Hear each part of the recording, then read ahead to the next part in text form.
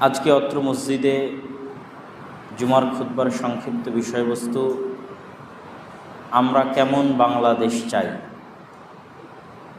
চলমান পরিবর্তিত রাজনৈতিক পরিস্থিতির আলোকে যেহেতু কথা বলার সুযোগ এসেছে এবং মানুষ কথা বলছে, সেই জায়গা থেকে আমাদের চিন্তা ভাবনা এবং আমাদের আদর্শ কি হওয়া উচিত সেটি মূলত তুলে ধরার চেষ্টা আজকের জুমার খুতবায় আমরা করব ইনশাআল্লাহুল আজিজ।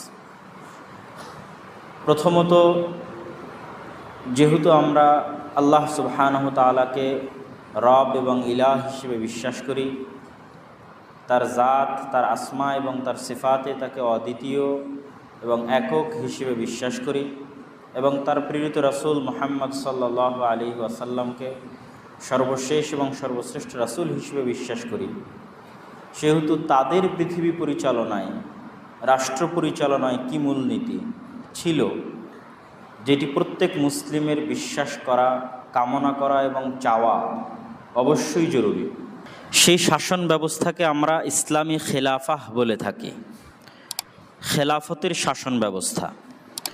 তো আমাদের আলোচনার শুরুতে আমরা খেলাফতের শাসন ব্যবস্থা কীরকম হয়, কেমন হওয়া উচিত তার সংক্ষিপ্ত বিবরণী তুলে ধরব। তারপরে আমাদের বর্তমান পরিবর্তিত পরিস্থিতির আলোকে আমরা কি চাচ্ছি সেটি তুলে ধরব। খলিফাহ বা খেলাফাহ বা খা লাম ফা এই শব্দ থেকে নির্গত বহু শব্দ আল্লাহ সুবহানাহু তাআলা পবিত্র কোরআন মাজিদে ব্যবহার করেছেন। যেমন আল্লাহ সুবহানাহু তাআলা আদম আলাইহিস সালাতু ওয়াস সালামের সৃষ্টির ক্ষেত্রেই বলেছেন, ইন্নী জাইলুন ফিল আরদি খলিফা, আমি পৃথিবীতে খলিফা সৃষ্টি করতে চাচ্ছি। খলিফা দ্বারা এখানে মুফাসসিরিনে কেরাম অর্থ করেছেন স্থলাভিষিক্ত, তথা আগে পৃথিবী শাসন করত জিনেরা, এখন জিনদের জায়গায় স্থলাভিষিক্ত হিসেবে আল্লাহ সুবহানাহু ওয়া তাআলা মানুষকে সৃষ্টি করতে চাচ্ছেন। তো যেহেতু আল্লাহ সুবহানাহু ওয়া তাআলা মানুষকে পৃথিবী শাসনের স্থলাভিষিক্ত হিসেবে সৃষ্টি করতে চাচ্ছেন, তো এটি কখনোই শুধু ব্যক্তিগত এবং পারিবারিক জীবনের মধ্যে সীমাবদ্ধ নয়, বরং একটি ব্যাপক রাষ্ট্রীয় জীবনের দিকে ইঙ্গিত করে। যেমনটি আল্লাহ সুবহানাহু ওয়া তাআলা কোরআন মাজিদের অন্য আয়াতে বলেন, ইয়া দাউদ ইন্না জাআলনাকা খলিফাতান ফিল আরদ, হে দাউদ, আমি তোমাকে পৃথিবীতে খলিফা করে দিয়েছি। তা আমরা সকলেই জানি যে দাউদ আলাইহিস সালাতু ওয়াস সালাম শুধু ব্যক্তিগত, পারিবারিক বা সামাজিক জীবন নিয়ে ব্যস্ত ছিলেন না, বরং তাকে আল্লাহ সুবহানাহু ওয়া তাআলা রাজা, বাদশাহ তথা শাসন ক্ষমতাও প্রদান করেছিলেন। এবং আল্লাহ সুবহানাহু ওয়া তাআলার পরবর্তী আদেশ থেকে এটি আরও স্পষ্ট হয়, ফাহকুম বাইনান নাস বিল হক, যেহেতু আমি তোমাকে শাসন ক্ষমতা প্রদান করেছি, অতএব তুমি মানুষের মধ্যে বিচার ফায়সালা করো সত্যের উপর ভিত্তি করে, কখনোই মিথ্যার উপর, ধোঁকা, অসততার উপর ভিত্তি করে বিচার ফায়সালা করবে না, বরং সততার উপর ভিত্তি করে বিচার ফায়সালা করবে। এটি আল্লাহর আদেশ দাউদ আলাইহিস সালাতু ওয়াস সালামকে লক্ষ্য করে, এবং আল্লাহ বলছেন, আমি দাউদকে খলিফা করে দিয়েছি পৃথিবীতে। ওয়ালা তাত্তাবিউল হাওয়া ফায়ুদিল্লুকা আন সাবিলিল্লাহ, আর কখনোই নিজের আত্মার, নিজের প্রবৃত্তির অনুসরণ করবে না, নফসে শয়তানির অনুসরণ করবে না, মন যেটা চাইবে সেটাই করবে, তা কখনোই করবে না। অনুরূপী আল্লাহ সুবহানাহু ওয়া তাআলা আরও বহু আয়াতে শাসন ক্ষমতা প্রদানের ওয়াদা করেছেন। যেমন আল্লাহ সুবহানাহু ওয়া তাআলা বলেন, ওয়া'দাল্লাহুল্লাযীনা আমানু মিনকুম ওয়া আমিলুস সালিহাত, জেনে রাখো আল্লাহর ওয়াদা তোমাদের জন্য, তোমাদের মধ্যে যারা আল্লাহর প্রতি ঈমান আনয়ন করবে এবং সৎ আমল করবে, তাদের জন্য আল্লাহ সুবহানাহু ওয়া তাআলার ওয়াদা, লা ইস্তাখলিফান্নাহুম ফিল আরজ, আল্লাহ অবশ্যই পৃথিবীতে তাদেরকে শাসন ক্ষমতা দান করবেন। এটি আল্লাহর ওয়াদা তাদের জন্য যারা ঈমান আনয়ন করে এবং সৎ আমল করে, তাদেরকে আল্লাহ পৃথিবীতে শাসন ক্ষমতা দিবেন। কামাস্তাখলাফাল্লাযীনা মিন ক্বাবলিহিম, যেমন আল্লাহ তাদের পূর্বে যারা এরকম ঈমান আনয়ন করেছে, সৎ আমল করেছে, তাদেরকে শাসন ক্ষমতা দিয়েছিলেন। ওয়ালা ইউমাক্কিনান্না লাহুম দীনাহুমুল্লাযী ইরতাদা লাহুম, এবং আল্লাহ সুবহানাহু ওয়া তাআলা তার দ্বীনকে জমিনে মজবুত করবেন, শক্তিশালী করবেন। ওয়ালা ইউবাদদিলান্নাহুম মিন বা'দি খাউফিহিম আমনা, আর আল্লাহ সুবহানাহু ওয়া তাআলা যে ভীতির পরিবেশ আছে, এই ভীতির পরিবেশ পরিবর্তন করে দিয়ে নিরাপত্তার পরিবেশ দান করবেন। এবং আল্লাহ সুবহানাহু ওয়া তাআলা পরবর্তীতে আরও বলেছেন, পৃথিবীতে শিরক থাকবে না, তাওহীদ প্রতিষ্ঠিত হবে, এবং মানুষকে সালাত এবং যাকাত প্রদানের আদেশ প্রদান করেছেন।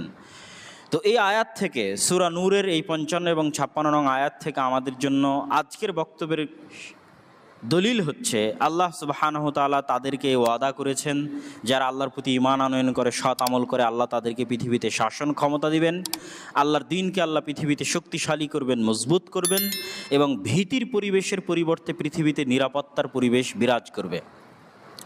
আর নিরাপত্তার পরিবেশ শাসন ক্ষমতা ছাড়া বিরাজ করা সম্ভব নয়। যেমনটি রাসূলুল্লাহ সাল্লাল্লাহু আলাইহি ওয়াসাল্লাম হাদিসে বলেছেন যে এমন একদিন আসবে অচিরেই যখন মানুষ মক্কা অথবা মদিনা থেকে ইয়ামানের সানআ পর্যন্ত সফর করবে, কিন্তু সে রাস্তায় আল্লাহ ব্যতীত আর কাউকে ভয় পাবে না, এত বেশি নিরাপত্তা বিরাজ করবে। এই ধরনের বহু হাদিস রাসূল সাল্লাল্লাহু আলাইহি ওয়াসাল্লাম বলেছেন, যেখানে ইসলামী খেলাফতের বিজয়ের সাথে সাথে নিরাপত্তার বিষয়টিকে সম্পৃক্ত করে দেওয়া হয়েছে। যে ইসলামী খেলাফতের বিজয় মানেই পৃথিবীতে এমন নিরাপত্তা যে একজন মানুষ একাই, একজন মহিলা নারী মানুষ একাই হাজার হাজার কিলোমিটারের পথ সফর করবে, কিন্তু সে কাউকে ভয় করবে না আল্লাহ ব্যতীত। পৃথিবীতে এতটা নিরাপত্তা বিরাজ করবে ইসলামী খেলাফতের কারণে, যা আল্লাহ সুবহানাহু ওয়া তাআলা কোরআন মাজিদে বললেন, যা রাসূল সাল্লাল্লাহু আলাইহি ওয়াসাল্লাম হাদিসে বলেছেন। সম্মানিত উপস্থিতি, তো এইরকম আরও বহু আয়াত আল্লাহ সুবহানাহু ওয়া তাআলা, যেমন কখনো তিনি ইস্তাখলিফ এই শব্দ ব্যবহার করেছেন, আবার কখনো ইয়ারিস উত্তরাধিকারী করা, জমিনের উত্তরাধিকারী করা শব্দ আল্লাহ সুবহানাহু ওয়া তাআলা ব্যবহার করেছেন। কখনো খালায়েফ খালিফায়ের বহুবচন শব্দ ব্যবহার করেছেন, যেমন আল্লাহ সুবহানাহু ওয়া তাআলা বলছেন নূহ আলাইহিস সালাতু ওয়াস সালাম এবং তার সাথে যারা সঙ্গী সাথী ছিল তাদের ক্ষেত্রে, ফাকাযযাবুহু ফানাজ্জায়নাহু ওয়া মান মা'হু ফিল ফুলক, যখন আমি কাফেরদেরকে ধ্বংস করে দিলাম এবং যারা নৌকায় আরোহণ করেছিল তাদেরকে মুক্তি দিয়ে দিলাম, ওয়াজআলনাহুম খালায়েফ, আর তাদেরকে পৃথিবীতে পরবর্তী উত্তরাধিকারী শাসন ক্ষমতা দিয়ে দিলাম, পরবর্তী খলিফা তাদেরকে করে দিলাম যারা নৌকায় আরোহণ করেছিল। ওয়া আগরাকনাল্লাযীনা কাযযাবু বিআয়াতিনা, আর যারা আমার আয়াতকে অস্বীকার করেছিল তাদেরকে ডুবিয়ে দিয়েছি বন্যাতে। এমনই কথা আল্লাহ সুবহানাহু ওয়া তাআলা আর এক আয়াতে বলেছেন, ওয়ালাকাদ আহলাকনাল কুরুনা মিন ক্বাবলিকুম, আমরা তোমাদের পূর্বে বহু জাতি বহু গোত্রকে ধ্বংস করে দিয়েছি যারা অত্যাচার করেছিল, যাদের নিকটে রসুল পাঠানো হয়েছিল কিন্তু তারা রসুলকে অস্বীকার করেছিল। তারপরে কি করেছি, সুম্মা জাআলনাকুম খালাইফা ফিল আরজ, তারপরে তোমাদেরকে পৃথিবীতে প্রতিষ্ঠিত করেছি, তোমাদেরকে রাজত্ব দিয়েছি, তোমাদেরকে শাসন ক্ষমতা দিয়েছি, লিনানজুরা কাইফা তা'মালুন, এটি দেখার জন্য যে তোমরা কেমন করো, তোমাদের কাজ দেখার জন্য, পরীক্ষা করার জন্য। সম্মানিত উপস্থিতি, তো আমাদের মূল কথা ছিল যে আল্লাহ সুবহানাহু ওয়া তাআলা পবিত্র কোরআন মাজিদে খালিফা শব্দ ব্যবহার করেছেন, সরাসরি খালিফা শব্দ ব্যবহার করেছেন, খালাম ফা থেকে নির্গত ইস্তাখলিফ শব্দ ব্যবহার করেছেন, যার প্রত্যেকটি দ্বারাই উদ্দেশ্য হচ্ছে আল্লাহ সুবহানাহু ওয়া তাআলা রাষ্ট্র ক্ষমতার কথা উল্লেখ করেছেন পবিত্র কোরআনে, এবং রাষ্ট্র ক্ষমতার সাথে ইসলামী খেলাফতের সাথে নিরাপত্তাকে সংশ্লিষ্ট করে দিয়েছেন, সম্পৃক্ত করে দিয়েছেন। এবার আমরা খেলাফত ব্যবস্থা সম্পর্কে রাসূল সাল্লাল্লাহু আলাইহি ওয়াসাল্লামের একটি গুরুত্বপূর্ণ হাদিস দেখি। রাসূলুল্লাহ সাল্লাল্লাহু আলাইহি ওয়াসাল্লাম বলেন, তাকুনুন নবুওয়াত ফীকুম, নবুওয়াত তথা আমি যে নবী, আমার এই নবুওয়াত তোমাদের মধ্যে থাকবে মাশা আল্লাহ আন তাকুন, যতদিন আল্লাহ চান ততদিন, যতদিন আল্লাহ চান ততদিন আমি নবী হিসেবে নবুওয়াতের রহমত এবং বরকত নিয়ে তোমাদের মধ্যে আছি। সুম্মা ইয়ারফাউহু আল্লাহ ইযা শা, অতঃপর নবুওয়াতের এই বিধান উঠে যাবে, আমি নবী হিসেবে দুনিয়া থেকে বিদায় নিব যখন আল্লাহ সুবহানাহু ওয়া তাআলা চাইবেন। তারপরে কি আসবে, সুম্মা তাকুনু খিলাফা আলা মিনহাজিন নবুওয়াহ, তারপরে খেলাফত ব্যবস্থা আসবে নবুওয়াতের ধারাবাহিকতার উপর। রাসূল সাল্লাল্লাহু আলাইহি ওয়াসাল্লামের নবুওয়াতের ধারাবাহিকতা যেই বিষয়গুলোর উপর প্রতিষ্ঠিত ছিল, যে আল্লাহ সুবহানাহু ওয়া তাআলার একত্ববাদ তাওহীদের উপর প্রতিষ্ঠিত ছিল, ঠিক তার উপরেই প্রতিষ্ঠিত অবস্থায় নতুন ধারাবাহিকতা আসবে হচ্ছে খেলাফা।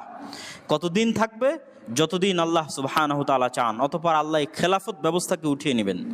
সুম্মা তাকুনু মালিকান গাসান, তারপরে আসবে তোমাদের মধ্যে অত্যাচারী জালেম রাজতন্ত্র ব্যবস্থা, অত্যাচারী জালেম রাজতন্ত্র ব্যবস্থা আসবে। তাদের এই শাসন ব্যবস্থা ততদিন থাকবে যতদিন আল্লাহ সুবহানাহু ওয়া তাআলা চান। তারপরে আসবে মালিকান জাবারিয়ান, জোর জবরদখল পূর্বক রাজত্ব ব্যবস্থা, জোর যার মুল্লুক তার, স্বৈরাচারী ব্যবস্থা। মানুষ নিজের ক্ষমতা, নিজের জোর খাটিয়ে ক্ষমতা দখল করবে এবং রাজত্ব পরিচালনা করবে। তারপরে আল্লাহ সুবহানাহু ওয়া তাআলা এটিকে উঠিয়ে নেবেন। তারপরে আবারও খেলাফত ব্যবস্থা ফিরে আসবে আলা মিনহাজিন নবুওয়াহ। ঠিক নবুয়ত যেই ব্যবস্থার উপর প্রতিষ্ঠিত ছিল, ওই নবুয়তি ব্যবস্থার উপর পুনরায় খেলাফত ফিরে আসবে। তো রাসূল সাল্লাল্লাহু আলাইহি ওয়াসাল্লাম প্রথমে তার নবুয়তি ব্যবস্থাপনার ঘোষণা দিলেন, তারপরে খেলাফত ব্যবস্থাপনা। এবং খেলাফত ব্যবস্থাপনা প্রায় ৩০ বছর যাবৎ 4 খলিফার মাধ্যমে রাসূল সাল্লাল্লাহু আলাইহি ওয়াসাল্লামের মৃত্যুর পরে অব্যাহত ছিল। আবু বকর, ওমর, ওসমান, আলী রাদিয়াল্লাহু তাআলা আনহুম। এবং তারপরেও মাঝে মধ্যে বহু খলিফা রাশেদাহ, সৎ শাসক আল্লাহ সুবহানাহু ওয়া তাআলা পাঠিয়েছিলেন। আর আমরা ওই যুগে বসবাস করছি যেই যুগকে রাসূল সাল্লাল্লাহু আলাইহি ওয়াসাল্লাম 4 নম্বরে উল্লেখ করেছেন, তথা জোর জবর দখলপূর্বক। যদিও এটা গণতান্ত্রিক যুগে আমরা বসবাস করছি, কিন্তু এই গণতন্ত্রটাও জোর জবর দখলের ভিত্তিতেই চলে। দলীয় আধিপত্যের ভিত্তিতেই গণতন্ত্র পরিচালিত হয় এবং গণতন্ত্রে একজন মানুষকে আর একজন মানুষের গোলাম বানানো হয়। সুতরাং আমরা সেই চতুর্থ যুগে বসবাস করছি। যদিও সরাসরি রাসূল সাল্লাল্লাহু আলাইহি ওয়াসাল্লামের গণতন্ত্রের নাম নেননি, কিন্তু গণতান্ত্রিক ব্যবস্থার যেই ফলাফল আমরা দেখতে পাই, সেই ফলাফল এটি প্রমাণ করে যে এটি সেই জোর জবর দখলপূর্বক শাসন ব্যবস্থা চলতেছে। এখানে দলীয় আধিপত্যের ভিত্তিতে মানুষ শাসন ক্ষমতা পরিচালনা করে থাকে। তো সর্বশেষে রাসূল সাল্লাল্লাহু আলাইহি ওয়াসাল্লাম যে বললেন খেলাফত ব্যবস্থা পুনরায় আসবে, সেটির আরেকটি হাদিসে তার স্পষ্ট প্রমাণ পাওয়া যায়।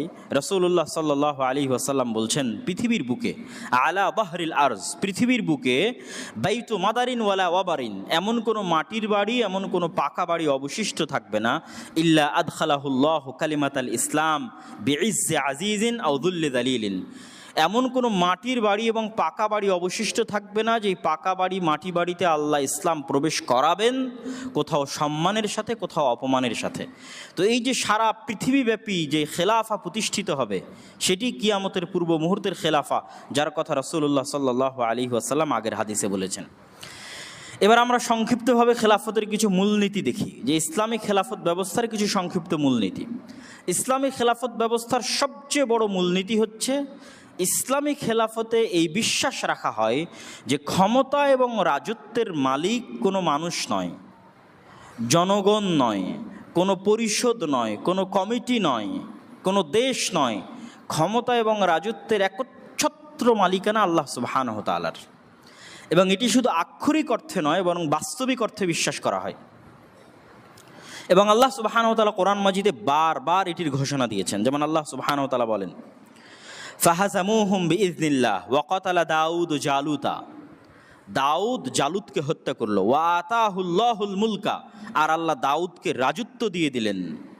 ওয়ালাউলা দাফউল্লাহিন নাস বা'দহুম বিবা'দ, আর আল্লাহ যদি একজন শক্তিশালী দিয়ে আর একজন শক্তিশালীকে পরাজিত না করতেন, লাফাসাদাতিল আরজ, তাহলে পৃথিবী ফাসাদে পরিপূর্ণ হয়ে যেত। তথা ফেরাউনের স্বৈরাচারী ব্যবস্থা যদি টিকেই থাকতো, পৃথিবী ধ্বংস হয়ে যেত। আল্লাহ সুবহানাহু ওয়া তাআলা মুসা দিয়ে ফেরাউনের স্বৈরাচারী ব্যবস্থাকে ধ্বংস করে দিয়েছে। আমরা যেই স্বৈরাচারী শাসককে কিছুদিন পূর্বে হারালাম, যিনি পালিয়ে গেলেন, তার এই স্বৈরাচারী ব্যবস্থা যদি তার মৃত্যু পর্যন্ত অব্যাহত থাকতো, তাহলে ফাসাদ ছড়িয়ে যেত। তো আল্লাহ সুবহানাহু ওয়া তাআলা কখনোই কাউকে চিরস্থায়ীভাবে পৃথিবীতে রাজত্ব দেন না। এটি আল্লাহর মূলনীতি। আল্লাহ কোরআনে বলছেন, তিনি সবসময় কি করেন, বা'দাহুম বিবা'জ, এক শক্তিশালীকে দিয়ে আর এক শক্তিশালীর উচ্ছেদ ঘটান। যেমন আজকের পৃথিবীর যদি সুপার পাওয়ার আমেরিকা হয়, তার আগের সুপার পাওয়ার যদি রাশিয়া হয়, তাহলে তারা থাকবে না। এক সময় তাদের এই সুপার পাওয়ার শেষ হয়ে যাবে, আর এক সুপার পাওয়ারকে আল্লাহ নিয়ে আসবেন। তার আগে যখন উসমানী খেলাফত ছিল, তখন তারা ছিল পৃথিবীর সুপার পাওয়ার। তো এই যে আল্লাহ সুবহানাহু ওয়া তাআলা ক্ষমতার পালাবদল ঘটান, এটি পৃথিবীতে ক্ষমতার ভারসাম্য রক্ষা করার জন্য, মানুষের মধ্যে শান্তি এবং নিরাপত্তা রক্ষা করার জন্য আল্লাহ ঘটিয়ে থাকেন। আল্লাহ সুবহানাহু ওয়া তাআলা বলছেন, কুলিল্লাহুম্মা মালিকাল মুলক তুতিল মুলকা মান তাশা, বলুন আল্লাহ সুবহানাহু ওয়া তাআলাই হচ্ছে সকল রাজত্বের মালিক। তুতিল মুলকা মান তাশা, যাকে ইচ্ছা তাকে রাজত্ব দান করেন। ওয়া তানজিউল মুলকা মিম্মান তাশা, যাকে ইচ্ছা তার কাছ থেকে রাজত্ব ছিনিয়ে নেন। একদম স্পষ্ট ভাষায় আল্লাহ সুবহানাহু ওয়া তাআলা বলছেন, পৃথিবীর সকল রাজত্বের মালিক আল্লাহ। যখন যাকে ইচ্ছা রাজত্বে বসান, যখন যাকে ইচ্ছা তার কাছ থেকে রাজত্ব ছিনিয়ে নেন। একচ্ছত্র মালিকানা আল্লাহর হাতে, মানুষের হাতে সাময়িক সময়ের জন্য পরিবর্তন হতে থাকে। ওয়া তুইজ্জু মান তাশা ওয়া তুযিল্লু মান তাশা, আল্লাহ যাকে ইচ্ছা তাকে সম্মানিত করেন, যাকে ইচ্ছা তাকে অপমানিত করেন। ইন্নাকা আলা কুল্লি শাইইন কাদির, আর হে আল্লাহ আপনি সকল কিছুর উপর ক্ষমতাবান। মুসা আলাইহিস সালাতু ওয়াস সালামও বানু ইসরাইলকে বলেছিলেন, ইস্তাঈনু বিল্লাহ ওয়াসবিরু, তোমরা আল্লাহর সাহায্য চাও, ধৈর্য ধারণ করো। ইন্নাল আরদা লিল্লাহ, এই পৃথিবী একমাত্র আল্লাহর, এই পৃথিবী একমাত্র আল্লাহর। ইউরিসুহা মান ইয়াশা, এই পৃথিবীতে আল্লাহ যাকে ইচ্ছা তাকে ক্ষমতায় বসান। আর অসংখ্য আয়াত আল্লাহ সুবহানাহু ওয়া তাআলা বলেছেন, লিল্লাহি মুলকুস সামাওয়াতি ওয়াল আরজ, আসমান জমিন এবং তার মধ্যে যা কিছু আছে সকল কিছুর উপর একচ্ছত্র আধিপত্য হচ্ছে আল্লাহ সুবহানাহু ওয়া তাআলার। সম্মানিত উপস্থিতি, তাহলে ইসলামী খেলাফত ব্যবস্থার মূল বিশ্বাস কি? যে ক্ষমতার মালিক কোনো মানুষ নয়, কোনো জনগণ নয়। ক্ষমতা মানুষের কাছে সাময়িকভাবে আসে, স্থায়ীভাবে ক্ষমতার একচ্ছত্র মালিকানা আল্লাহ সুবহানাহু ওয়া তাআলার হাতে। ইসলামী খেলাফত ব্যবস্থার দ্বিতীয় সবচেয়ে বড় মূলনীতি হচ্ছে মানুষের সমতা এবং মানুষের জান ও মালের নিরাপত্তা। মানুষের সমতা এবং মানুষের জান ও মালের নিরাপত্তা। ইসলামের নিকটে, ইসলামী খেলাফত ব্যবস্থার নিকটে মানুষের জান ও মালের নিরাপত্তা এত উপরে যে সকল হালাল হারাম হয়ে যেতে পারে মানুষের জান বাঁচানোর জন্য, আর সকল হালালও হারাম হয়ে যেতে পারে, হারামও হালাল হয়ে যেতে পারে মানুষের জান বাঁচানোর জন্য। তথা ইসলামের সবচেয়ে প্রায়োরিটি হচ্ছে মানুষের জীবনের হেফাজত করতে হবে, মানুষের ধন সম্পদের হেফাজত করতে হবে, মানুষের রক্তের হেফাজত করতে হবে। তাহলে ইসলামী খেলাফত ব্যবস্থায় দুইটা জিনিস সবচেয়ে গুরুত্বপূর্ণ, একটা মানুষের সমতা, আরেকটি হচ্ছে মানুষের জীবন। যেমন মানুষ যদি মারা যায় আর ওই অবস্থায় যদি শুকুরের গোস্ত থাকে, তাহলে শুকুরের গোস্ত তার জন্য খাওয়া হালাল। কেননা জীবন বাঁচানো ইসলামে সবচেয়ে বেশি গুরুত্বপূর্ণ, সবচেয়ে দামি, সবচেয়ে প্রায়োরিটি। আর সমতার বিষয়টি আল্লাহ সুবহানাহু ওয়া তাআলা কোরআন মাজিদে স্পষ্ট করে দিয়েছেন। তিনি মানুষকে সবসময় মানুষ হিসেবে সম্বোধন করেছেন। যখন তিনি মানুষকে সম্বোধন করেছেন তখন মানুষ হিসেবে সম্বোধন করেছেন। ডোম, চামার, মেথর, মুচি, বানু ইসরাইল, ইহুদি, খ্রিস্টান, মুসলমান, যত গোত্র, যত দল, যত রং, যত বর্ণ, কে সাদা কে কালো, সকলকে আল্লাহ সুবহানাহু ওয়া তাআলা এককভাবে সম্বোধন করেছেন। ইয়া আইয়ুহান নাস, এই মানুষেরা, হে কালো আফ্রিকান মানুষেরা, হে সাদা চামড়ার ইউরোপিয়ান আমেরিকান মানুষেরা, হে বাঙালিরা, হে পাকিস্তানিরা, হে আফগানিস্তানিরা, সৌদিরা, যে যত কিছুর উপর ভিত্তি করে বিভেদ হয়ে আছে, সবাই আল্লাহ সুবহানাহু ওয়া তাআলার নিকট মানুষ। কিভাবে? ইন্না খালাকনাকুম মিন যাকারি ওয়া উনসা, তোমাদের সবাইকে আমি এক পুরুষ আর এক নারী থেকে সৃষ্টি করেছি, অতএব সবাই সমান। কে কালো কে সাদা, আর কে ডোম কে চামার, কে মেথর, কে মুচি, সবাই আল্লাহর নিকটে সমান। সবাই আল্লাহর নিকটে আল্লাহর বান্দা, সবাই আল্লাহর নিকটে আদম এবং হাওয়ার সন্তান। ইন্না খালাকনাকুম মিন যাকারি ওয়া উনসা, এক পুরুষ আর এক নারী থেকে সৃষ্টি করেছি। ওয়া জাআলনাকুম শুউবান ওয়া ক্বাবাইলা লিতাআরাফু, আর তোমাদেরকে জাতি আর গোত্রের মধ্যে ভাগ করে দিয়েছি, ভাষার দৃষ্টিতে ভাগ করে দিয়েছি, জাতি গোত্র হিসেবে ভাগ করেছি যেন তোমরা পরস্পরকে চিনতে পারো। ইন্না আকরামাকুম ইনদাল্লাহি আতকাকুম, আর আল্লাহর নিকটে তোমাদের সম্মান তোমাদের রং, জাতি, গোত্র ইত্যাদির উপর ভিত্তি করে নির্ধারিত হবে না। আল্লাহর নিকটে যোগ্যতার একমাত্র মাপকাঠি তোমাদের তাকওয়া। অতএব কে কত যোগ্য, যোগ্যতা প্রদর্শন করো তাকওয়ায়। কোন ঘরে জন্মগ্রহণ হয়েছে, কোন বংশে জন্মগ্রহণ হয়েছে, এটি দিয়ে আল্লাহ সুবহানাহু ওয়া তাআলা কাউকে মাপেন না। আল্লাহর নিকটে যোগ্যতার একমাত্র মাপকাঠি হচ্ছে তাকওয়া। এবং এই আয়াত প্রমাণ করে যে পৃথিবীতেও মানুষকে যোগ্যতার ভিত্তিতে মূল্যায়ন করা উচিত। পৃথিবীতে মানুষকে তার রং, তার কালার, তার জাতি, গোত্রভেদে মূল্যায়ন না করে তাকেও তার যোগ্যতা অনুযায়ী মূল্যায়ন করা উচিত।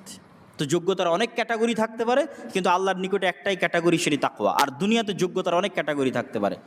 যদি বিশ্ববিদ্যালয়ের ভিসি নির্ধারণ করার দরকার হয়, তাহলে যে সবচেয়ে যোগ্য, সবচেয়ে শিক্ষিত তাকে নির্ধারণ করতে হবে।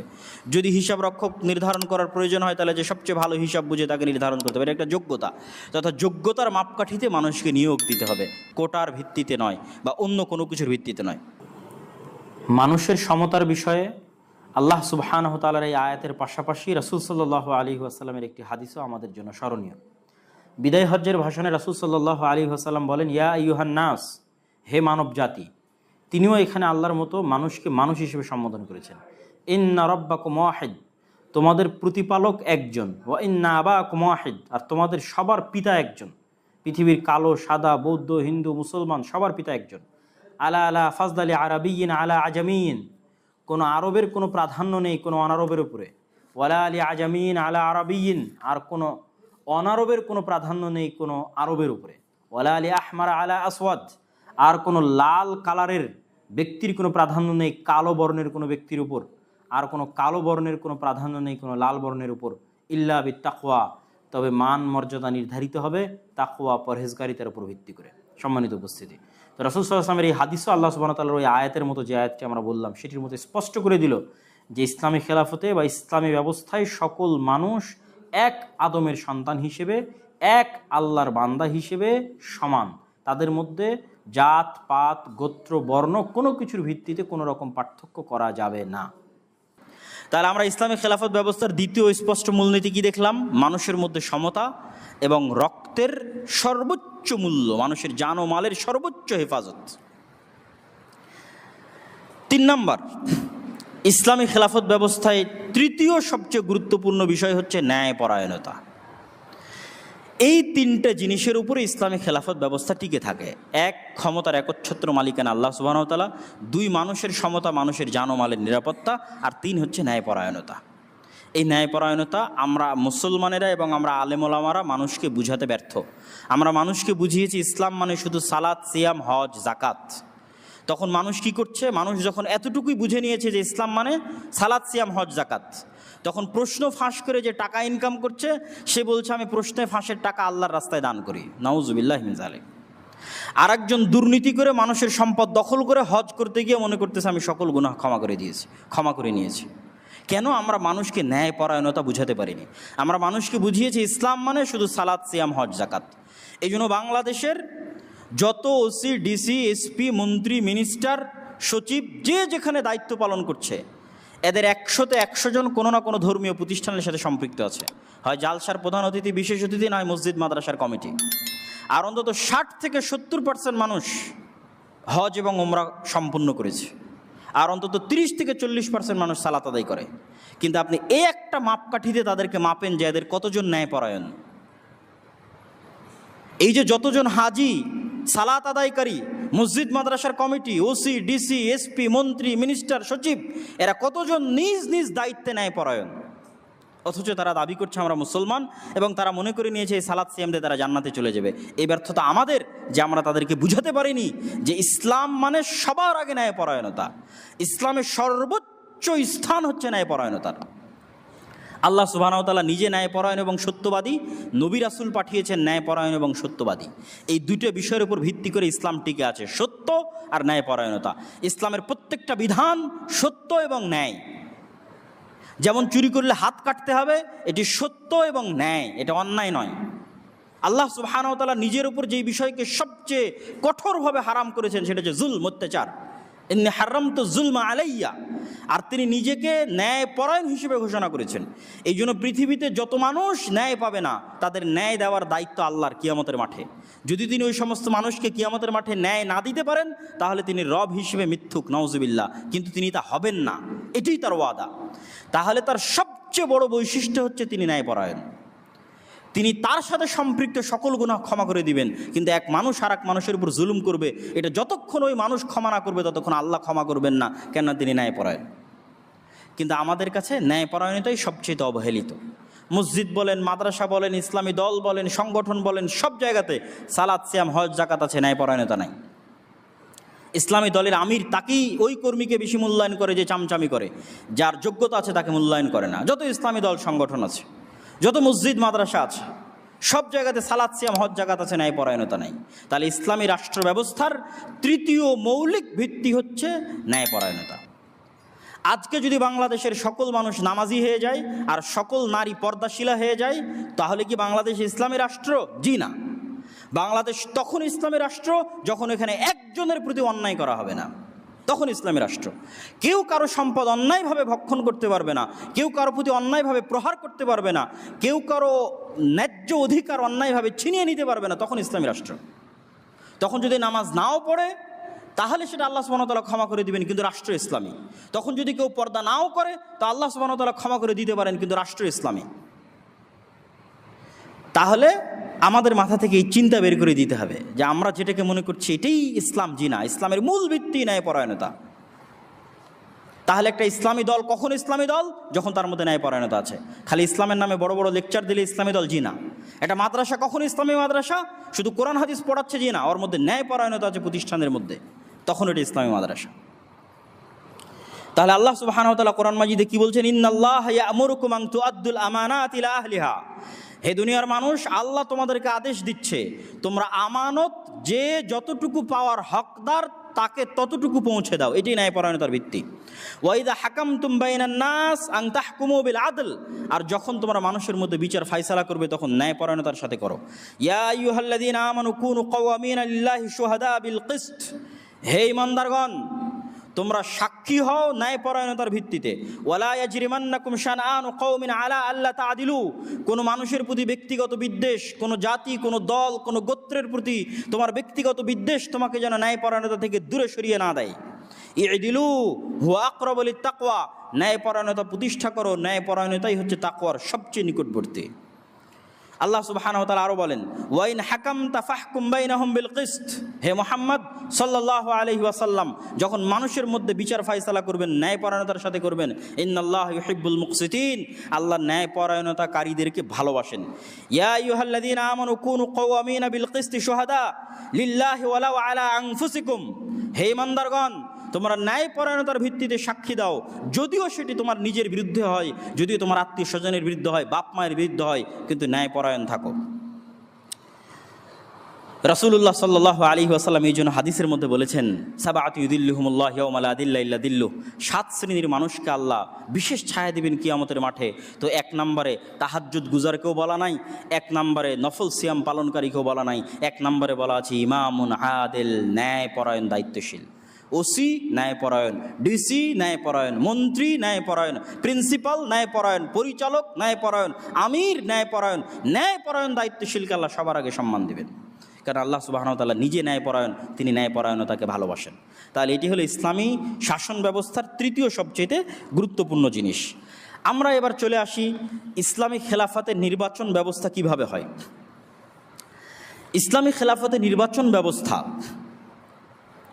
আহলুল হাল্লি ওয়াল আকদ তথা যারা দেশের জ্ঞানীগুণী ব্যক্তি, তাদের একটা টিম থাকবে, কমিটি থাকবে, তারা সবসময় সর্বোচ্চ যোগ্য ব্যক্তিকে নেতা হিসেবে ঘোষণা করবে।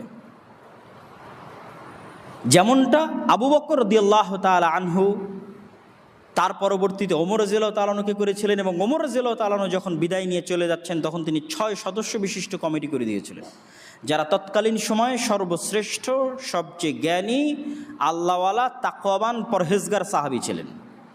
তাদেরকে বলেছিলেন, তোমরা তোমাদের মধ্যে পরামর্শ করে যাকে ভালো মনে করবে তাকে নেতা নির্ধারণ করবা। তারা পরবর্তীতে ওসমান রাদিয়াল্লাহু তাআলা আনহুকে নেতা নির্ধারণ করেন, তার পরবর্তীতে তারা আলী রাদিয়াল্লাহু তাআলা আনহুকে নেতা নির্ধারণ করেন। এবং এই ব্যবস্থাটি ইসলামী ফোকাহাদের দৃষ্টিতে সবচেয়ে গ্রহণযোগ্য ব্যবস্থা। যেমনটি আমরা বর্তমান যে অন্তর্বর্তীকালীন সরকার, এই অন্তর্বর্তীকালীন সরকার নির্ধারণের ক্ষেত্রে দেখলাম যে এটি ভোটের মাধ্যমে নির্ধারিত হয়নি, বরং ছাত্ররা, সেনাবাহিনীর প্রধানেরা এবং দেশের জ্ঞানীগুণী ব্যক্তি বা বিভিন্ন রাজনৈতিক দলের নেতারা তারা একত্রিত হয়ে দেশের মধ্যে যিনি উচ্চশিক্ষিত, জ্ঞানী, পণ্ডিত এরকম একজনকে তারা বাছাই করার চেষ্টা করেছে, যিনি সততা, ন্যায়পরায়ণতার মাধ্যমে দেশ পরিচালনা করবে। মূলত এটিই হচ্ছে ইসলামের নেতা নির্বাচনের সিস্টেম। যেই সিস্টেম অন্তর্বর্তীকালীন সরকার গঠিত হলো, এই সিস্টেমটাই হচ্ছে ইসলামের নেতা নির্বাচন করার সিস্টেম, তথা দেশের শ্রেষ্ঠ জ্ঞানীগুণী পণ্ডিতরা একত্রিত হয়ে রাজনৈতিক স্বার্থের ঊর্ধ্বে উঠে একজন যোগ্য, জ্ঞানী, সৎ ব্যক্তিকে দেশের নেতা হিসেবে ঘোষণা করবেন। আজ আমরা প্রায় 100 বছর যাবৎ খেলাফতবিহীন বসবাস করছি। তাহলে এই 100 বছর যাবৎ খেলাফতবিহীন বসবাস করছি কোন সিস্টেমের মধ্যে? গণতান্ত্রিক সিস্টেমের মধ্যে। গণতন্ত্র দিয়ে কি ইসলামী খেলাফা প্রতিষ্ঠা হওয়া সম্ভব? সম্ভব নয়। প্রমাণ গত 100 বছর। গত 100 বছরে পৃথিবীর বহু দেশে, বহু দল গণতন্ত্র দিয়ে ইসলাম প্রতিষ্ঠা করার চেষ্টা করেছে, সাকসেসফুল হয়নি। এটা সম্ভব নয়। কিভাবে সম্ভব? গণতান্ত্রিক ব্যবস্থার পরিপূর্ণ ধ্বংসের উপর ভিত্তি করে, অথবা আর যে কোনো ব্যবস্থা, সেটি গণতন্ত্র হোক, সমাজতন্ত্র হোক, আর যে কোনো ব্যবস্থা পৃথিবীতে শাসন কাজ চালাচ্ছে, ওই ব্যবস্থার পরিপূর্ণ ধ্বংসের উপর ভিত্তি করে ইসলামী খেলাফতের পরিপূর্ণ উত্থান হবে। কোনো একটা সিস্টেমকে পরিপূর্ণ ধ্বংস না করে আরেকটা সিস্টেম পরিপূর্ণ বাস্তবায়ন করা অসম্ভব, যার প্রমাণ গত 100 বছর। গণতন্ত্রকে টিকিয়ে রেখে পরিপূর্ণ ইসলামী খেলাফা অসম্ভব, আকাশ কুসুম কল্পনার সামনে। গণতন্ত্রকে পরিপূর্ণ ধ্বংস হতে হবে, সেখান থেকে ইসলামী খেলাফার উত্থান ঘটবে। এবং পৃথিবীর বহু জায়গায় ঘটেছে। আমরা যদি শাসন ব্যবস্থার দিক থেকে তুলনা করি, আকিদা বা মাযহাবের দিক থেকে না, আফগানিস্তানের কথা যদি আমরা তুলনা করি, যে সেটি খেলাফা যেহেতু পুরো পৃথিবীব্যাপী হয়, এই জন্য তারা সেটিকে খেলাফা নাম দেয়নি, তারা নাম দিয়েছে ইমারা। কিন্তু ওখানে আগের সকল সিস্টেম পরিপূর্ণ ব্যর্থ হয়েছিল বলেই তাদের এই ইমারা সিস্টেমের উত্থান ঘটানো তাদের পক্ষে সম্ভব হয়েছে। কিন্তু আগের সিস্টেমগুলো যদি টুকটাকও কাজ করত, তাহলে এই পরিপূর্ণ উত্থান সম্ভব হতো না। এটাকে পরিপূর্ণ ধ্বংস হলে ইসলামী খেলাফতের উত্থান হবে। কিন্তু যতক্ষণ পরিপূর্ণ ধ্বংস না হচ্ছে, ততক্ষণ আমরা গিয়ে জোর করে ধ্বংস করবো জি না। কেননা আমরা গিয়ে জোর করে ধ্বংস করতে গেলে রক্ত প্রবাহিত হবে নিরাপরাধ মানুষের, যা ইসলামের দৃষ্টিতে আগে সবচেয়ে বড় হারাম। সবচেয়ে বড় হারাম ওইটা, মানুষের রক্ত প্রবাহিত করা। সম্মানিত উপস্থিতি, বাংলাদেশের সংক্ষিপ্ত ইতিহাস হচ্ছে, আমরা যে মানচিত্রে বসবাস করছি, এই মানচিত্র 1947 পাওয়া, 1971 নয়। যে মানচিত্রে আমরা আছি, মানচিত্র 1971 নয়, 1947। কিন্তু 1947 সেই ইতিহাসকে গত 15 বছর ধ্বংস করা হয়েছে বাংলাদেশে। এবং বাংলাদেশকে একমুখী এবং এক ব্যক্তিকেন্দ্রিক ইতিহাস পড়ানো হয়েছে, যে 1971 বাংলাদেশের জন্ম, আর একজন ব্যক্তি বাংলাদেশ স্বাধীন করেছে, আর কারো এখানে কোনো অংশগ্রহণ নাই। এটি ছিল সম্পূর্ণ মিথ্যা একটি ইতিহাসের উপর ভিত্তি করে বাংলাদেশের জাতিসত্তাকে ধ্বংস করা। তাহলে 1947 আমরা পেলাম কিভাবে? 190 বছরের ব্রিটিশ বিরোধী আন্দোলনের মুখে। 190 বছরের ব্রিটিশ বিরোধী আন্দোলনের পূর্বে কি ছিল? 190 বছর ব্রিটিশ বিরোধী আন্দোলনের পূর্বে এখানে ছিল মোগলদের অধীনস্থ, দিল্লিতে মোগলরা ছিল, মোগলদের অধীনস্থ মুসলিম শাসন ব্যবস্থা বাংলায়। তার পূর্বে কি ছিল? তার পূর্বে ছিল স্বাধীন সুলতানি শাসন আমল। তখন দিল্লির মোগল মুসলিম শাসকরা বাংলার উপর পরিপূর্ণ কন্ট্রোল রাখতো না, বরং এখানে স্বাধীনভাবে সুলতানি শাসন আমল পরিচালিত হতো গৌড়কে কেন্দ্র করে। যে গৌড়টা হচ্ছে চাঁপাইনবাবগঞ্জের সোনা মসজিদ থেকে নিয়ে শুরু করে একদম ওল্ড স্টেশন মালদা রোড পর্যন্ত, এটি ছিল মূলত প্রায় 500 বছরের স্বাধীন সুলতানি শাসন আমলের মূল রাজধানী। এবং ওই মসজিদগুলো স্বাধীন সুলতানি শাসন আমলে তৈরি করা। নওগাঁর কুসুম্বা মসজিদ, রাজশাহীর বাঘা মসজিদ এবং চাঁপাইনবাবগঞ্জের সোনা মসজিদ, আর বর্ডার পার হওয়ার পর থেকে ওল্ড স্টেশন পর্যন্ত যেতে হাতের দুই ধারে যত মসজিদ আছে সব মসজিদ। তাহলে এটি ছিল সেই সময়ের রাজধানী। স্বাধীন সুলতানি শাসন আমলের পর মোগলদের অধীনস্থ বাংলা, মোগলদের অধীনস্থ বাংলার পর হচ্ছে ব্রিটিশদের অধীনস্থ বাংলা।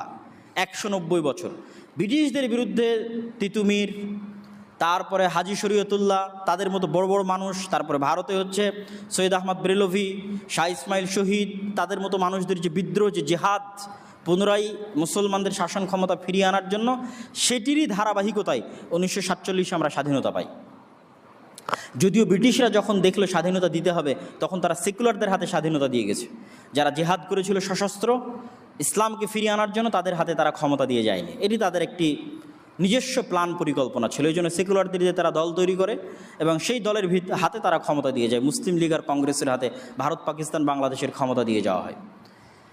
আর এই বাংলা যেহেতু কোনোদিনই কেন্দ্র হতে পারেনি, কেন্দ্র যেহেতু ছিল কলকাতা কেন্দ্রিক, সেহেতু পাকিস্তান তথা 1947 পাকিস্তান প্রতিষ্ঠা হওয়ার আগ পর্যন্ত দীর্ঘ ব্রিটিশ শাসন আমলে রাজধানী ছিল কলকাতা। সেহেতু বাংলায় কিছুই ছিল না, না স্কুল কলেজ, না পাটকল, না বস্ত্রকল, না গার্মেন্টস, না ব্যবসা বাণিজ্য, না স্কুল, না কলেজ, না বিশ্ববিদ্যালয়, কিছুই ছিল না। এই অঞ্চলের মুসলমানের অধপতনের কারণে বঙ্গভঙ্গের সিদ্ধান্ত হয় 1905-এ, যেটা হিন্দুদের আন্দোলনের কারণে রদ হয়ে যায় 1911-তে। পরে মুসলমানদের অন্তরের শান্তির জন্য প্রতিষ্ঠা করা হয় ঢাকা বিশ্ববিদ্যালয়, প্রথম শিক্ষা প্রতিষ্ঠান এই বাংলায়। এবং আইয়ুব খানও যখন লিখেছেন, তিনি যখন এই বাংলায় এসেছেন, তখন এখানে কোনো স্কুল কলেজ ছিল না, কোনো পাট বা বস্ত্রকল, কোনো গার্মেন্টস কিছুই ছিল না। এতটা অনুন্নত ছিল এই অঞ্চল। কিন্তু এই অঞ্চলের অধিকাংশ মানুষ ছিল মুসলমান। তাদেরকে হিন্দু জমিদারেরা দীর্ঘ 190 বছর যাবৎ নীল চাষ সহ বিভিন্ন কিছুর মাধ্যমে শোষণ করেছে। তাহলে এই যে 1905-এর বঙ্গভঙ্গ তথা পূর্ববঙ্গ, এই যে পূর্ববঙ্গের মুসলমানদেরকে কেন্দ্র করে যে জাতীয়তা, এই জাতীয়তার উপর ভিত্তি করে শেরে বাংলা একে ফজলুল হক, হোসেন শহীদ সোহরাওয়ার্দী, তারা শুরুর দিকে চাইতেন আমরা দুই বাংলা মিলে এক বাংলাদেশ করব। কিন্তু কলকাতার হিন্দু দাদাবাবুদের দ্বিমতের কারণে তারা বাঙালিত্বের পরিচয় পরে, আগে মুসলমানিত্ব রক্ষা করতে হবে, এই জন্য হাজার হাজার কিলোমিটার দূরের পাকিস্তানের সাথে যুক্ত হয়ে মুসলিম লীগ করে ভোটের ভিত্তিতে এই মানচিত্রটাকে স্বাধীন করেছেন 1947-এ, যে মানচিত্রে আমরা বসবাস করছি। পরে পাকিস্তানিদের অহংকারের কারণে এবং পাকিস্তান সেনাবাহিনীর জুলুমের কারণে যে যুদ্ধ হয়, সেটি হচ্ছে 1971-এর যুদ্ধ, যেটিকে জাস্ট আমরা এই মানচিত্র থেকে পাকিস্তানিদের সরিয়ে বাঙালিদের প্রতিষ্ঠিত করেছি। কিন্তু 1971-এর এই স্বাধীনতার পর বারবার সেনা অভ্যুত্থান এবং হত্যা, শেখ মুজিবুর রহমানের হত্যা, জিয়াউর রহমানের হত্যা, এগুলো সংগঠিত হয়েছে কেন? মুক্তিযোদ্ধার নন মুক্তিযোদ্ধার একটা যে বিভেদ, মুক্তিযোদ্ধা এবং রাজাকারের যে বিভেদ, যারা এই ইতিহাস পড়বে তারা দেখবে মুক্তিযোদ্ধা এবং রাজাকারের এই বিভেদের কারণে বাংলাদেশে কত ক্ষতি হয়েছে। ওই শুরুর দিকে সেনাবাহিনীর মধ্যে দ্বন্দ্ব চলতো, কারা মুক্তিযোদ্ধা সেনাবাহিনী, কারা পাকিস্তান ফেরত সেনাবাহিনী। সেই দ্বন্দ্বের কারণে এতগুলো সেনা অভ্যুত্থান হয়েছে ওই সময়। ওই দ্বন্দ্বের ভিত্তিতে শেখ মুজিবুর রহমানের হত্যা হয়েছে, দ্বন্দ্বের ভিত্তিতে জিয়াউর রহমানের হত্যা হয়েছে। পাশাপাশি আরও একটি বিষয় এই অঞ্চলে সংঘটিত হয়েছিল, সেটি হচ্ছে 1971-এ যুদ্ধ চলাকালীন সময় 7 দফার গোপন চুক্তি হয়েছিল। তৎকালীন প্রবাসী সরকার সেই চুক্তিতে স্বাক্ষর করেছিল বিদেশের মাটিতে বসে। যেই চুক্তির মধ্যে লেখা ছিল বাংলাদেশের নিজস্ব কোনো সেনাবাহিনী থাকবে না, বাংলাদেশের সেনাবাহিনী থাকবে না, জাস্ট প্যারামিলিটারি থাকবে, মিলিশিয়া থাকবে নিরাপত্তা রক্ষার জন্য। কখনো বাংলাদেশের প্রয়োজন হলে ভারত সাপোর্ট দেবে, তথা ভারতের একটা করদ রাজ্যে ওই চুক্তির ভিত্তিতে পরিণত করা হয়েছিল বাংলাদেশকে। এবং ভারতীয় গোয়েন্দা সংস্থা রয়ের অধীনে মুজিব বাহিনী নামে একটি বাহিনী গঠন করা হয়, যারা পরবর্তীতে রক্ষী বাহিনী নামে বাংলাদেশের প্রায় শত শত হাজার হাজার যুবককে হত্যা করেছে। যদিও ওই সমস্ত যুবকেরা ছিল বামপন্থী, তারাও কার্ল মার্কস এবং লেনিনের মতবাদে প্রভাবিত হয়ে এই দেশে সমাজতন্ত্র প্রতিষ্ঠা করতে চাইতো, কিন্তু তারা তৎকালীন সরকারের বিরোধী হওয়ায় তৎকালীন সরকারের রক্ষী বাহিনীতে ওই সমস্ত উচ্চশিক্ষিত তরুণদেরকে হত্যা করে, যার ফলশ্রুতিতে বাংলাদেশে দুর্ভিক্ষ দেখা দেয় 1974 সালে। তাহলে এই যে বাংলাদেশের অবস্থা সার্বিক 1947 থেকে 1975 পর্যন্ত যদি আমরা ধরি, গণনা করি, তাহলে এই অবস্থার ভিত্তিতে আমাদের কাছে যেটি শিক্ষণীয়, সেই শিক্ষণীয় বিষয়গুলোকে সামনে রেখেই আমি বাংলাদেশের জন্য কিছু প্রস্তাবনা বা আমরা কেমন বাংলাদেশ দেখতে চাই সেটি তুলে ধরার চেষ্টা করব। বাংলাদেশের জন্য এই প্রস্তাবনার আমরা এইভাবে উল্লেখ করতে পারি, বাক্যটা এইভাবে লিখতে পারি যে যতদিন এই ডেমোক্রেটিক সিস্টেম পরিপূর্ণ ব্যর্থ না হচ্ছে, ততদিন এই ব্যবস্থাটাকে কতটা শারঈ বান্ধব এবং কতটা জনবান্ধব করা যায়, শারঈ বান্ধব, শরীয়ত বান্ধব এবং জনবান্ধব করা যায়, তার জন্য চেষ্টা করা। তো প্রথমত আমরা জনবান্ধবের বিষয়টাই আলোচনা করি, যে বাংলাদেশে এখন যে সিস্টেম চলতেছে সংসদীয় গণতন্ত্র, এই সিস্টেমটা এমনভাবে তৈরি যে এখানে যেই প্রধানমন্ত্রী হবে সেই স্বৈরাচার হয়ে যাবে, স্বাভাবিক। এই দেশে কোনো প্রদেশ নাই, কোনো প্রাদেশিক সিস্টেম নাই, এককেন্দ্রিক ক্ষমতা। এই এককেন্দ্রিক ক্ষমতা হওয়ার কারণে যেই প্রধানমন্ত্রী হবে সে অটোমেটিক স্বৈরাচার হয়ে যাবে। তাহলে এই ব্যবস্থার পরিবর্তন করে ক্ষমতার ভারসাম্য নিয়ে আসা দরকার। সম্ভব হলে বাংলাদেশের মধ্যে প্রাদেশিক সিস্টেম চালু করা দরকার, যেন অন্তত প্রদেশের মুখ্যমন্ত্রীর সাথে প্রধানমন্ত্রীর ক্ষমতার ভারসাম্য থাকে এবং কেউ চাইলেই যেন এক ঝটকায় স্বৈরাচার না হয়ে যেতে পারে। দ্বিতীয়ত, প্রেসিডেন্সিয়াল সিস্টেম এই সমস্ত দেশের জন্য, ভারত, পাকিস্তান, বাংলাদেশের মতো যে সমস্ত দেশে প্রতিষ্ঠান অনেক দুর্বল, প্রতিষ্ঠান মানে পুলিশ বাহিনী দুর্বল, আর্মি দুর্বল, বিচার বিভাগ দুর্বল, এগুলোকে বলা হয় প্রতিষ্ঠান। ইংল্যান্ড এবং আমেরিকায় গণতন্ত্র কেন চলে? ইংল্যান্ড এবং আমেরিকায় প্রতিষ্ঠান শক্তিশালী, পুলিশ তার মতো স্বাধীন শক্তিশালী, আর্মি তার মতো স্বাধীন শক্তিশালী, বিচার বিভাগ তার মতো স্বাধীন শক্তিশালী। যখন প্রতিষ্ঠানগুলো তার মতো স্বাধীন শক্তিশালী হয়, তথা পুলিশ চাইলে প্রধানমন্ত্রীকেও গ্রেফতার করতে পারবে। এই স্বাধীন শক্তিশালী হওয়ার কারণে ওই দেশগুলোতে এখন পর্যন্ত গণতন্ত্র টিকে আছে, যদিও ওই গণতন্ত্রের চাইতে ইসলামী খেলাফা হাজার গুণে ভালো, যদি তারা জানতো এবং বুঝতো। কিন্তু আমাদের দেশে চলে না কেন? আমাদের দেশের প্রতিষ্ঠানগুলো দুর্বল। যে সরকারি আসে সে প্রতিষ্ঠানকে নিজের পকেটে নিয়ে নেয়। যেমন গত 15 বছর এই সরকার পুলিশকে নিজের ব্যক্তিগত বাহিনীর মতো ব্যবহার করেছে, র্যাবকে ব্যক্তিগত বাহিনীর মতো ব্যবহার করেছে, তথা পুলিশের কোনো স্বতন্ত্রতা নাই, র্যাবের কোনো স্বতন্ত্রতা নাই, বিচার বিভাগের কোনো স্বতন্ত্রতা নাই। এই জন্য এই সমস্ত দেশে, যেই সমস্ত দেশে প্রতিষ্ঠানগুলো দুর্বল এবং যে কোনো সরকার প্রতিষ্ঠানকে নিজের কুক্ষিগত করে, সেই সমস্ত দেশে প্রেসিডেন্সিয়াল সিস্টেমই বেশি নিরাপদ, যে সারা দেশের জনগণ ভোট দিয়ে একজনকে প্রেসিডেন্ট নির্বাচন করবে, একজনকে প্রেসিডেন্ট নির্ধারণ করবে। এবং ক্ষমতার ভারসাম্য আনার জন্য তৃতীয় যে জিনিসটি এই সমস্ত গণতান্ত্রিক দেশে প্রয়োজন, সেটি হচ্ছে দ্বিকক্ষ বিশিষ্ট সংসদ। আমাদের দেশে এক কক্ষ বিশিষ্ট, ইংল্যান্ডেও দ্বিকক্ষ বিশিষ্ট। ইংল্যান্ডের যেটা উপরের কক্ষ সেটাকে বলে হাউস অফ লর্ডস, যেটা আপার উচ্চ কক্ষ যেটা। এই হাউস অফ লর্ডসে গির্জা থেকে যারা পাদ্রী আছে তারা অটোমেটিক চলে আসে সদস্য হিসেবে, এবং আরও বিভিন্ন বিচার বিভাগ থেকে আরও বিভিন্ন দিক থেকে তারা নির্ধারিত হয় এই হাউস অফ লর্ডসের। একমাত্র যেটা হাউস অফ কমন্স, তারাই নির্বাচিত হয় জনগণের সরাসরি ভোটে। ঠিক আমেরিকার ভোট ব্যবস্থার মধ্যেও ইলেকটোরাল ভোট, যেটি সরাসরি জনগণের ভোট নয়, বরং এই ধরনের কিছু বাছাইকৃত জ্ঞানীগুণী ব্যক্তির, তাদের ভোটের মাধ্যমে প্রেসিডেন্ট নির্বাচিত হয়। এই জিনিসটা বাংলাদেশে চালু করার জন্য দ্বিকক্ষ তথা উচ্চ কক্ষ একটা থাকবে, যারা সরাসরি জনগণের ভোটে নির্ধারিত হবে না, বরং তারা দেশের জ্ঞানীগুণী ব্যক্তি হবে। দেশের উচ্চশিক্ষিত বিশ্ববিদ্যালয় থেকে শুরু করে মাদ্রাসা আলেম ওলামা থেকে শুরু করে বিচারপতি থেকে শুরু করে জ্ঞানীগুণী উচ্চশিক্ষিত মানুষগণ সেটির সদস্য হবে, ওই দ্বিকক্ষ বিশিষ্ট সংসদের উচ্চ কক্ষের সদস্য হবে। এবং যে কেউ চাইলে আইন, আজ 350 জনের মধ্যে 300 জন ভোট দিয়ে দিল বা 300 জন 290 জন ভোট দিয়ে দিল, আইন পাশ হয়ে গেল, এই ধারাবাহিকতা তখন কমে আসবে। দুই কক্ষের মতামত গ্রহণ করতে হবে, মতামত গ্রহণ করে তখন সেটিকে আইনে পরিণত করতে হবে, তথা যে কোনো কিছুকে আইনে পরিণত করা কঠিন হয়ে যাবে এবং স্বৈরাচারী ব্যবস্থার ফিরে আসা কঠিন হয়ে যাবে। বাংলাদেশের জন্য আরও যে বিষয়গুলো জনবান্ধব করার জন্য আরও যে বিষয়গুলো বাংলাদেশে চালু করা উচিত, আমরা ধারাবাহিক সেই প্রস্তাবনাগুলো পড়ে আজকের বক্তব্যের আমরা ইতি টানার চেষ্টা করব। প্রথমত, অতি দ্রুত সময়ের মধ্যে সংবিধান সংশোধন করত দ্বিকক্ষ বিশিষ্ট সংসদীয় ব্যবস্থা চালু করা, ইংল্যান্ড এবং আমেরিকার আদলে। দ্বিতীয়ত, প্রেসিডেন্ট পদ্ধতির নির্বাচন ব্যবস্থা চালু করা, এই সংসদীয় প্রধানমন্ত্রী ব্যবস্থা বিলোপ করা। সংসদের উচ্চকক্ষে দেশের শীর্ষস্থানীয় জ্ঞানী গুণী ব্যক্তিগণ স্থান পাবেন, তারাই নির্ধারণ করবেন কারা প্রেসিডেন্ট প্রার্থী হওয়ার যোগ্য। একজন চাইলেও আর প্রেসিডেন্ট প্রার্থী হয়ে গেল, একজন চাইলেও আর প্রধানমন্ত্রী প্রার্থী হয়ে গেল জি না, দেশের জ্ঞানীগুণী ব্যক্তিরাই নির্ধারণ করবেন যে অমুক ব্যক্তি প্রেসিডেন্ট হওয়ার যোগ্য, অনুমোদন দিবেন যে হ্যাঁ সে প্রেসিডেন্ট হওয়ার যোগ্য হতে পারে, তা এদের মধ্যে থেকে মানুষ যাকে চায় তাকে বাছাই করে নিতে পারে। 4, সংবিধানে শরীয়ত বিরোধী কোনো আইন প্রণয়ন করা যাবে না মর্মে একটি ধারা রাখতে হবে। আমরা বলিনি যে সংবিধান সরাসরি শারঈ হতে হবে, কেননা বললেও এটা বাস্তবায়ন হবে না। একটা ডেমোক্রেটিক গণতান্ত্রিক সিস্টেমের মধ্যে দিয়ে ইসলামিক খেলাফা আসে না, যেটা আমি আগে ক্লিয়ার করেছি। কিন্তু ন্যূনতম এতটুকু দাবি আলেম ওলামা, ইসলামী দল, ইসলামী সংগঠনগুলো সরকারের কাছে করতে পারে যে আপনার সংবিধানে অন্তর্ভুক্ত থাকতে হবে যেন ইসলামের সাথে সাংঘর্ষিক কোনো বিধান না প্রণয়ন হয়। এটা আমি একটু খুলে বলি। যেমন চুরি করলে ইসলামের বিধান হচ্ছে হাত কাটতে হবে, তাহলে পরিপূর্ণ ইসলামী খেলাফা আসলে হাত কাটা হবে। আর যখন একটা ডেমোক্রেটিক সিস্টেম আছে, গণতান্ত্রিক ব্যবস্থাপনা আছে, তখন চুরি করলে তার হয়তো 1-2 বছরের জেল হতে পারে। কিন্তু ওই ব্যবস্থা চুরিকে সম্পূর্ণ হালাল বলেনি। যদি এই ব্যবস্থা চুরিকে সম্পূর্ণ হালাল বলতো তাহলে এটা ইসলামের সরাসরি সাংঘর্ষিক হয়ে যেত। কিন্তু এটা পরিপূর্ণ ইসলামী ব্যবস্থাপনা নয়, কেন চুরি করলে হাত কাটা হচ্ছে না, অন্য আর একটা বিধান আরোপ করা হচ্ছে।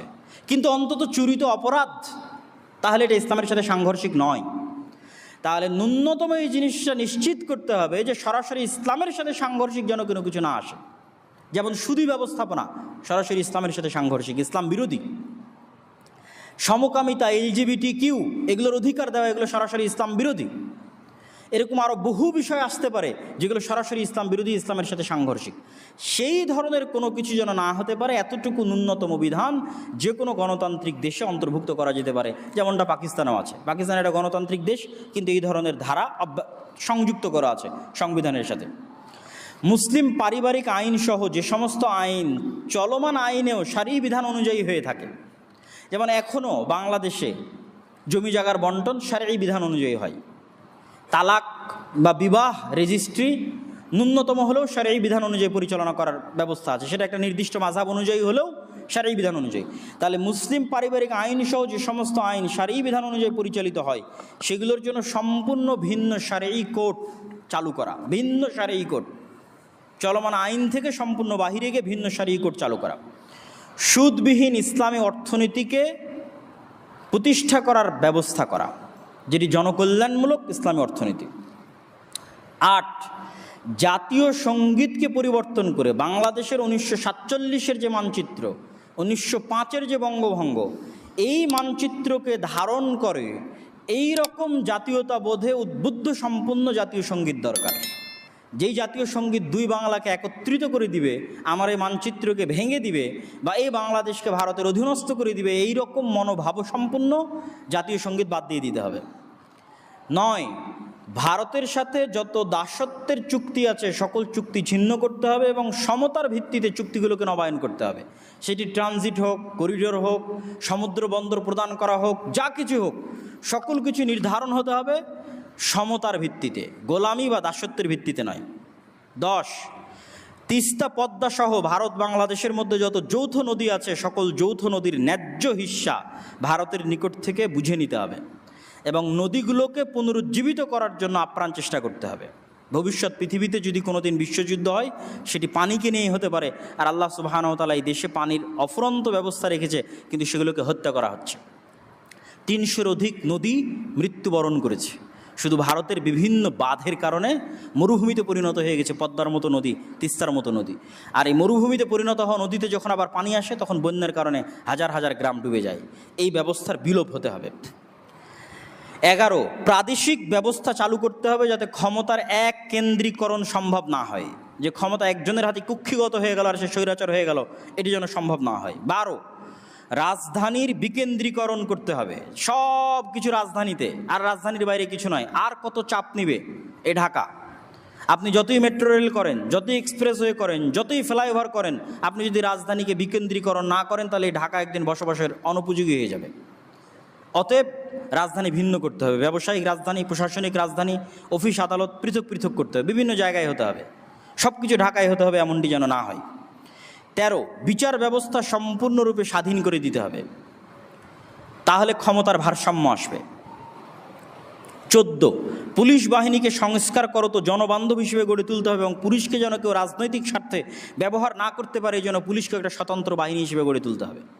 যেমন আর্মি একটা স্বতন্ত্র বাহিনী, পুলিশকে এরকম স্বতন্ত্র বাহিনী হিসেবে গড়ে তুলতে হবে, যেন তারা কারো রাজনৈতিক স্বার্থ চরিতার্থের জন্য জনগণের উপর গুলি না চালায়। 15, বিচার বহির্ভূত হত্যা এবং গুম সম্পূর্ণরূপে নিষিদ্ধ করতে হবে, যা গত 15 বছরে এই সরকারের কালচার ছিল, এবং 1971 থেকে 1975 যে সরকার ছিল তাদেরও কালচার ছিল গুম করা, হত্যা করা। আর বলা যে বন্দুক যুদ্ধে মারা গেছে, র্যাবের সাথে বন্দুক যুদ্ধে মারা গেছে, সম্পূর্ণ বানোয়াট এবং মিথ্যা কথা। ইচ্ছাকৃত হত্যা করা হয়েছে, লেখা হয়েছে বন্দুক যুদ্ধে মারা গেছে। বিচার বহির্ভূত হত্যা শুধুই হত্যা, বিচার বহির্ভূত হত্যা শুধুই হত্যা, আর কিছু না। একজন মানুষকে দেশের প্রধান চাইলে হত্যা করতে পারে না, বিচার ব্যবস্থার মধ্যে অন্তর্ভুক্ত করে তার বিচার হতে হবে, এটি ইসলামও বলে। ইসলামেও বিচার বহির্ভূত হত্যা শুধুই হত্যা, নিছক হত্যা। খলিফা চাইলে একজন মানুষকে হত্যা করে দিলে জি না, খলিফা যাকে অপরাধ করতে দেখছে ওকে বিচার বিভাগে পেশ করবে, বিচারপতি ফায়সালা করবে সাক্ষী সবুতের ভিত্তিতে যে এর কী অবস্থা এবং এর কী ফাঁসি হবে না শুলি হবে না জেল হবে কি হবে সেটার ফায়সালা দিবে। এর একচ্ছত্র মালিকানা কারো কাছে নাই, চাইলেও একজনকে উঠিয়ে নিয়ে গেল আর গুলি করে হত্যা করে দিল, চরম মানবাধিকারের লক্ষণ এবং ইসলামেরও লঙ্ঘন। ইসলামে এটি নিছক হত্যা এবং সবচেয়ে ভয়াবহ অপরাধ হচ্ছে হত্যা। শিক্ষা ব্যবস্থা এবং পাঠ্যপুস্তক নতুন করে ঢেলে সাজাতে হবে, কর্মমুখী, জ্ঞানভিত্তিক এবং আদর্শ ও নীতিভিত্তিক শিক্ষা ব্যবস্থা গড়ে তুলতে হবে। কর্মমুখী মানে আমাদের দেশের শিক্ষা ব্যবস্থা হচ্ছে মানুষ এখান থেকে পড়বে আর শুধু সরকারি চাকরি নেবে, আর কারো কোনো লক্ষ্য উদ্দেশ্য নাই। পড়াশোনা করবে, বিসিএস হবে আর সরকারি চাকরি নেবে বা অন্য কোনো কোম্পানিতে চাকরি করবে। এই যে চাকরি কেন্দ্রিক যে মানসিকতা, এটার থেকে বের হয়ে কর্মমুখী শিক্ষা ব্যবস্থা হতে হবে। মানুষ পড়বে, পড়ে নিজের মতো ব্যবসা করবে, কাজ করবে। যত উন্নত পৃথিবী আছে আজকের আধুনিক বিশ্বে, ভারতের বেঙ্গলোর, হায়দ্রাবাদ, তারা হচ্ছে আইটি সেক্টর দখল করে নিয়েছে সারা পৃথিবীর, শুধু মানুষকে কর্মমুখী শিক্ষা দিয়ে। সরকারি চাকরি কেন করা লাগবে? আইটি সেক্টর দখল করে নিয়ে তারা কোটি কোটি টাকা ইনকাম করতেছে অনলাইনে বসে থেকে, বিদেশে গিয়ে সার্ভিস দিয়ে। এরকম অসংখ্য কর্মমুখী শিক্ষা গড়ে তুলতে হবে যেন মানুষ শুধু চাকরিমুখী না হয়, বরং স্বাধীন হিসেবে কর্মমুখী চিন্তাভাবনা যেন করে। দ্বিতীয়ত বলা হয়েছে জ্ঞান ভিত্তিক, তৃতীয়ত বলা হয়েছে নীতি নৈতিকতা ভিত্তিক তথা ধর্মভিত্তিক। চলমান যে শিক্ষা সিলেবাস আছে সেখানে মানুষকে সেকুলারের নামে, মানবাধিকারের নামে, ধর্মনিরপেক্ষতাবাদের নামে মানুষকে এমন বেপরোয়া স্বাধীনতা দেওয়া হয়েছে যেন মানুষ পশুত্বের স্তরে নেমে আসে। এটি বন্ধ করতে হবে। শিক্ষা প্রতিষ্ঠানগুলোতে ছাত্র রাজনীতি চিরতরে নিষিদ্ধ করতে হবে। এই ছাত্র রাজনীতির পরিবেশ থাকার কারণেই শিক্ষা প্রতিষ্ঠানগুলোতে পড়াশোনা ধ্বংস হয়ে গেছে, বিশ্ববিদ্যালয়গুলো থেকে পড়াশোনা উঠে গেছে। জনগণের অর্থের অপচয় করে মূর্তি এবং ভাস্কর্য বানানো নিষিদ্ধ করতে হবে। তাহলে জনগণের ট্যাক্সের টাকা দিয়ে কেন কোটি কোটি টাকা দিয়ে মূর্তি ভাস্কর্য তৈরি করতে হবে? রাজশাহীতে একটা তৈরি করা ছিল জনগণের কোটি কোটি টাকা দিয়ে, ঢাকাতে এরকম শত শত মূর্তি তৈরি হয়েছে কোটি কোটি টাকা দিয়ে। এটা বন্ধ করতে হবে, এটা জনগণের টাকা, এটা আমানত রক্ষা করতে হবে। এই দিক থেকে তো নিষিদ্ধ, সেটা ভিন্ন কথা, কিন্তু আপনি জনগণের টাকা কেন অপচয় করবেন, নষ্ট করবেন? এটা কখনোই হতে পারে না। 19, কৃষি খাতে ভর্তুকি দিয়ে দেশকে খাদ্যে স্বয়ংসম্পূর্ণ হিসেবে গড়ে তুলতে হবে। খাদ্যে স্বয়ংসম্পূর্ণ হওয়া অনেক বড় ব্যাপার। আমাদের সরকারগুলো মনে করে শুধু রাস্তাঘাট বানাবো আর শুধু ব্রিজ কালভার্ট তৈরি করবো, এটি উন্নয়ন। জি না, উন্নয়ন মূলত দুটো জিনিসের উপর নির্ভর করে। এক, আপনি খাদ্যে স্বয়ংসম্পূর্ণ। 2, আপনি শিক্ষা, জ্ঞান এবং ব্যবসায় উন্নত, স্বাস্থ্যে উন্নত।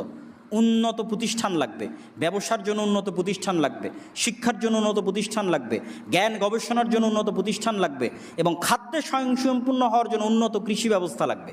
এগুলোর পিছনে ইনভেস্ট করতে হবে। তা না করে সব টাকা দিয়ে রাস্তাঘাট আর ব্রিজ কালভার্ট তৈরি করবেন আর মানুষ সব জাহেল গণ্ডমূর্খ হয়ে থাকবে, ব্যবসা প্রতিষ্ঠান ধ্বংস হয়ে যাবে।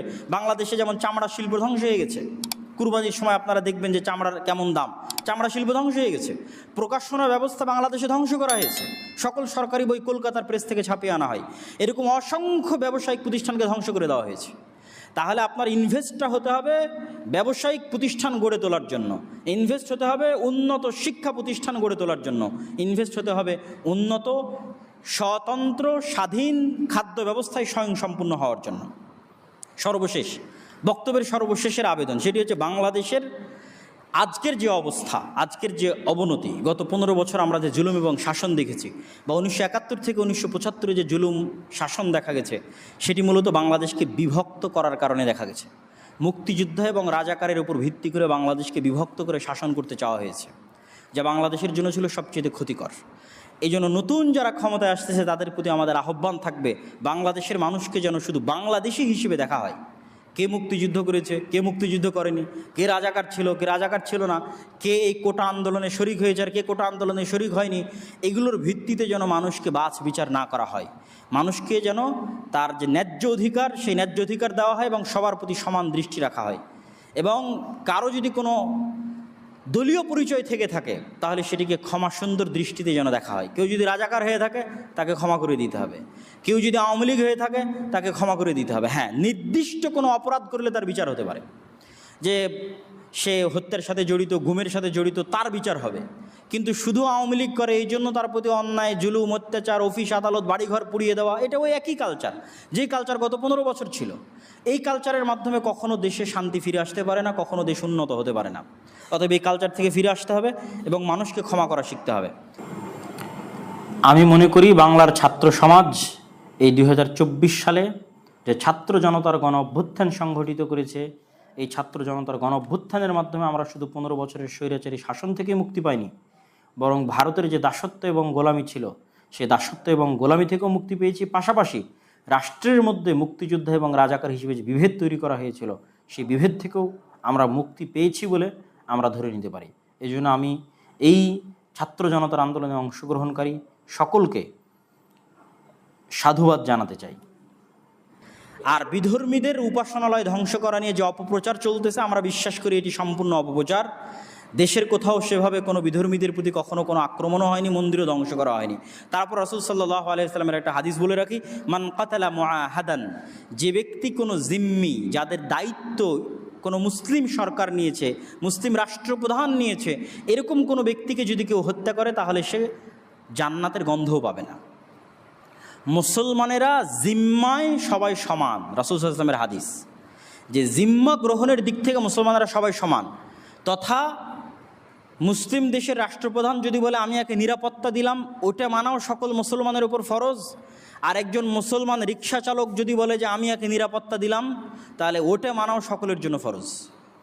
এটা রাসূল সাল্লাল্লাহু আলাইহি ওয়াসাল্লাম মক্কা যখন বিজয় করেন তখন তিনি বলেছিলেন যে যে কেউ মুসলমান সে যদি কাউকে আশ্রয় দেয় তাহলে সেটা আমার আশ্রয়। মুসলমানেরা তাদের জিম্মায় সবাই সমান।